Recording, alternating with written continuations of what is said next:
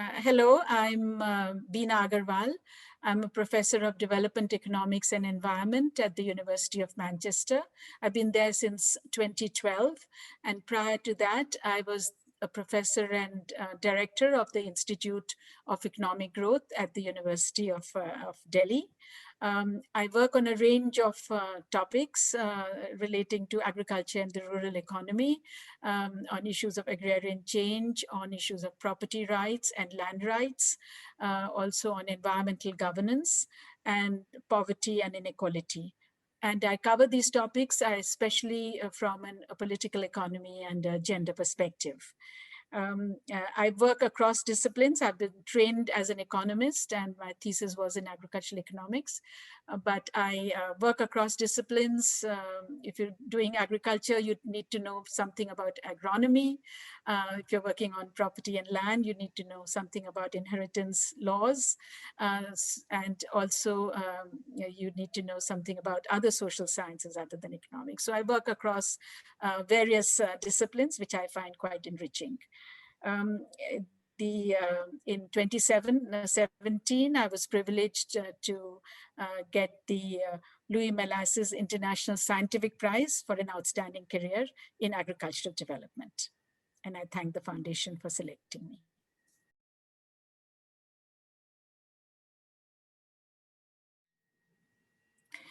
Well, in October 2014, I received an email from the Agropolis Foundation announcing the prize.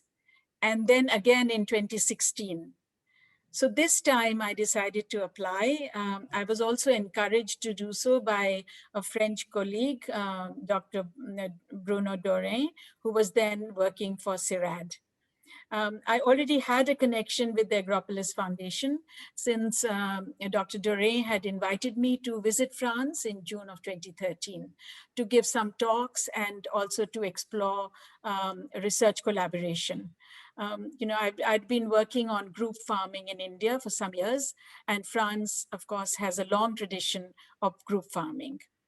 So my 2013 visit was funded by the Agropolis Foundation. And at that time, I visited its lovely campus and met several people. And that's probably why I was on their mailing list for the prize.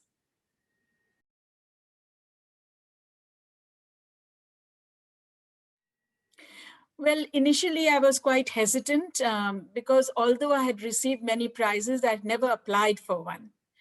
However, I know that prizes help to focus attention on a prize winner's field of research. And I had been writing on agriculture and rural development for several decades. And the work had had global impact.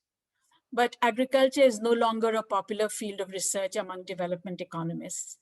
So I feel this is a lapse, since without agricultural development, other sectors can also lag behind in developing countries particularly. And the prize recognizes the importance of agriculture. So that was important for me. Moreover, I was researching institutional innovations in the form of group farming. Now, this topic is rare even within the field of agricultural economics. So I wanted policymakers to pay more attention to this topic. And this prize, I thought, would further that aim of mine. In addition, in 2017, I was already doing a primary survey of GAECs, which are group farms in France, funded by CEFIPRA. Now, this is the Indo-French Center for the Promotion of Advanced Research. So applying for the prize, I felt would strengthen my research connections with other French researchers.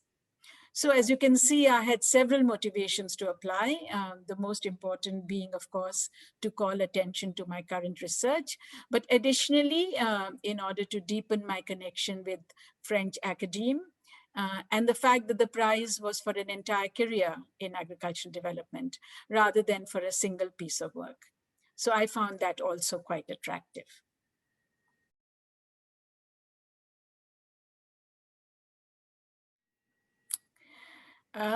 So that's a difficult question, but to begin with, It affirmed the importance of working on agriculture. As we know, in a fast urbanizing world, we tend to forget the key roles that are played by agriculture and by farming for our food security, for sustainable livelihoods, and simply as a way of life. So today, under the pandemic, people are beginning to look at agriculture with new eyes. In India, it was the only sector which had a positive rate of growth in 2020. In fact, agriculture can help India revive its contracting economy and create jobs in the context of this pandemic, if we move towards ecologically sustainable practices. Also, my focus on group farming has become even more relevant under the pandemic. So I find that farmers who had been cultivating in groups, who had been researching, and especially women farmers, were able to maintain and remain food secure and perform much better than individual family farms, which were largely male managed. And this is because as groups, you do not face labor shortages during the COVID. They did not face labor shortages during the COVID lockdowns. In addition, the prize has strengthened my professional connections with France. Now, this is important for those of us who work on agriculture from a global perspective. So, for example, France is unusual because it has a long tradition of institutional innovations in agriculture, and of which group farming particularly interested me. But many in agriculture also working on agroecological farming, and this is the direction in which research is going.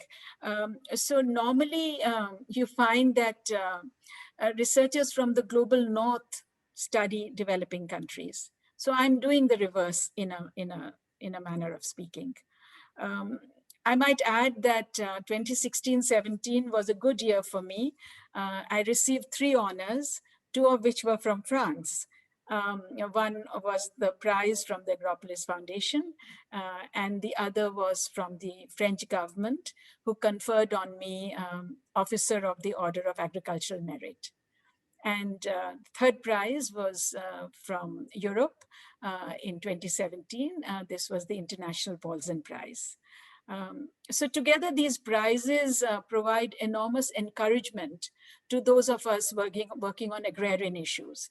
And I think that's what, of course, it's a prestigious prize and they bring personal prestige. But I also feel that in encouraging particular fields, prizes have an important role to play.